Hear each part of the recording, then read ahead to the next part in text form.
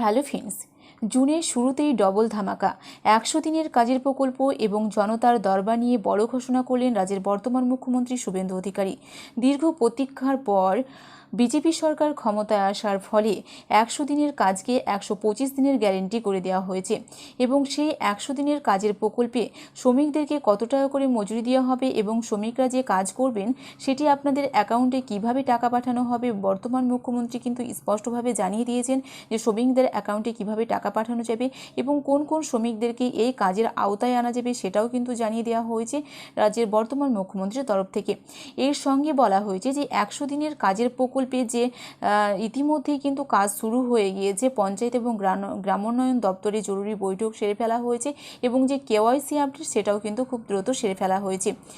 বর্তমানে আপাতত 2টি জেলা বাদ থাকছে। এই 100 দিনের কাজের প্রকল্প শুরু এখন আপাতত হবে না, বাকি সব জেলাতেই 100 দিনের কাজের প্রকল্প শুরু হবে এবং 1 জুলাই থেকে জুন থেকেই কিন্তু আপনার এই 100 দিনের প্রকল্পে টাকা পেয়ে যাবেন।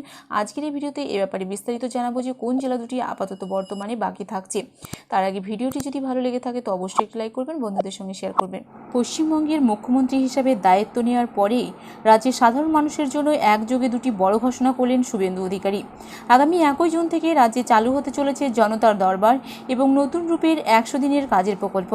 নবান্ন সূত্রে জানা গেছে যে দীর্ঘ প্রতীক্ষিত এই দুটি জনমুখী প্রকল্প চালুর মাধ্যমে রাজ্যবাসীর দোরগোড়ায় সরকারি পরিষেবা পৌঁছে দিতে চাইছে নতুন সরকার।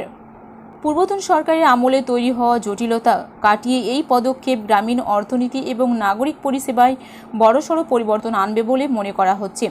100 দিনের কাজের নতুন রূপ এবং কর্মসংস্থান। তৃণমূলের জামানায় কেন্দ্র এবং রাজ্যের টানাপড়েনের জেরে দীর্ঘদিন ধরে বাংলায় 100 দিনের কাজের প্রকল্প বন্ধের মুখে পড়েছিল। মুখ্যমন্ত্রী শুভেন্দু অধিকারী এই ঘোষণার ফলে রাজ্যের আর্থিকভাবে পিছিয়ে পড়া মানুষ পুনরায় কাজের সুযোগ পাবেন বলে জানা যাচ্ছে। তবে আইনি জটিলতার কারণে আপাতত মুর্শিদাবাদ ও দক্ষিণ 24 পরগনা জেলা বাদ দিয়ে বাকি সব জেলাতেই এই প্রকল্পের কাজ শুরু হবে।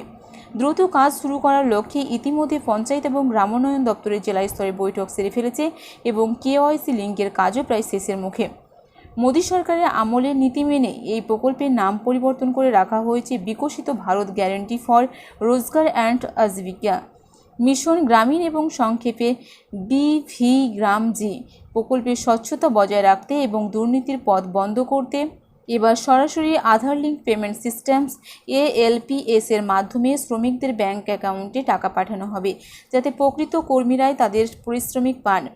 এছাড়াও সরাসরি মুখ্যমন্ত্রীর দরবারে অভাব অভিযোগও জানাতে পারবেন।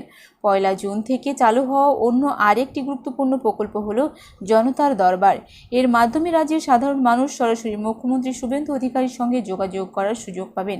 রাস্তাঘাটে পানীয় জল, বার্ধক্য ভাতা, স্বাস্থ্য পরিষেবা থেকে শুরু করে স্থানীয় স্তরের যে কোনো দুর্নীতি এবং অভাব অভিযোগের কথা জনগণ সরাসরি মুখ্যমন্ত্রীকে জানাতে এবং প্রয়োজনীয় পরামর্শ দিতে পারবেন। এই প্রকল্পের কারণে রাজ্য প্রশাসনের কাজের গতি ও স্বচ্ছতা যেমন বাড়বে, তেমনি আমলাতান্ত্রিক জটিলতা হ্রাস পাবে। আগামী দিনে এই জনতার দরবার মুখ্যমন্ত্রীর পাশাপাশি অন্যান্য দপ্তরের মন্ত্রীরাও উপস্থিত থাকবেন, যা সরাসরি জনগণের সঙ্গে সরকারের সংযোগ আরও সুদৃঢ় করবে বলে জানা যাচ্ছে। মোদী সরকারের ক্ষমতায় আসায় অর্থাৎ নতুন সরকার গঠন হওয়ার পরেই 100 দিনের কাজের প্রকল্প, তৃণমূল সরকার জামানায় যেটা ছিল 100 দিনের কাজের প্রকল্প, সেটাকে 125 দিনের গ্যারেন্টি করে দেওয়া হয়েছে এবং 100 দিনের কাজের প্রকল্পের টাকা কিন্তু খুব দ্রুত আপনাদেরকে দেওয়া হবে। তো এইখানে 2টি জেলা কিন্তু বাদ দিয়ে দেওয়া হয়েছে, মুর্শিদাবাদ এবং দক্ষিণ 24 পরগনা কিন্তু বাদ দিয়ে রেখে বাকি সমস্ত জেলাতে প্রকল্পের কাজ খুব দ্রুত শেষ করার নির্দেশ দেওয়া হয়েছে এবং সেই অনুপাতেই কাজ চলছে। প্রত্যেকটি পঞ্চায়েত এবং গ্রামোন্নয়ন দপ্তরে কিন্তু বৈঠক করে কাজ শেষ হয়েছে এবং কেওয়াইসি যে লিঙ্ক সেটাও কিন্তু প্রায় শেষের মুখে। এই মুর্শিদাবাদ এবং দক্ষিণ 24 পরগনায় আপাতত এখন কাজ চলছে না, অর্থাৎ কাজ কিন্তু পরে করা হবে এমনটাই জানানো হয়েছে। এই 100 দিনের কাজের প্রকল্পের টাকা কিন্তু আপনারা সরাসরি ALPC এর মাধ্যমে শ্রমিকদের ব্যাংক অ্যাকাউন্টে টাকা পাঠানো হবে, অর্থাৎ আধার লিঙ্ক পেমেন্ট সিস্টেমের মাধ্যমে কিন্তু পাঠানো হবে। দুর্নীতি বন্ধ করতে এমনই পদক্ষেপ নিয়েছে